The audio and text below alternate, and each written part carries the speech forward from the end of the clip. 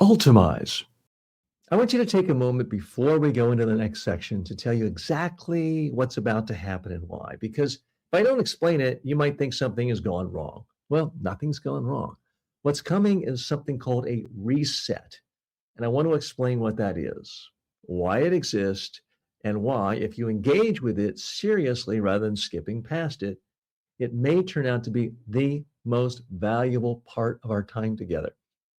We talked earlier about behavioral architecture, about the fact that information alone almost never changes behavior, about the fact that systems that actually shape human habits, the seatbelt alarm, the Netflix autoplay, the social media notification, these work not because they deliver information once, but because they show up again and again and again every day until the behavior becomes automatic.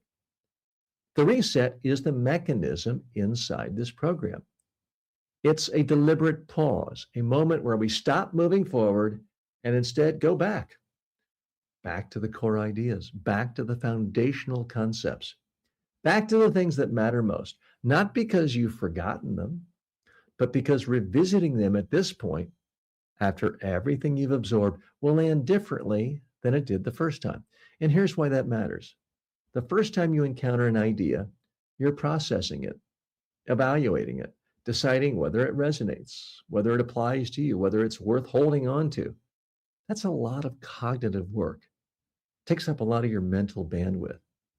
The second time you encounter that same idea, after you've had time to sit with it, after you've maybe started noticing it in your own behavior, after the earlier material has had some chance to settle, something different happens. It connects to things you've experienced since you first heard it. It becomes less abstract, more personal to you, more actionable. It becomes yours. Now, that's not an accident. That's the design. Think about the songs you know by heart. You don't know them because you heard them once and decided to memorize them. No, you heard them because you heard them repeatedly in different contexts, at different moments in your life until they became a part of you. That's what we're trying to do with these behavioral ideas. Not just expose you to them, but make them a part of you. Make them automatic. Make them the default rather than the exception. So when the reset asks you to revisit something you've already heard, I want you to resist the impulse to fast forward, to skip ahead, to say, well, I already know that, to treat it as content you've already consumed and therefore don't need again.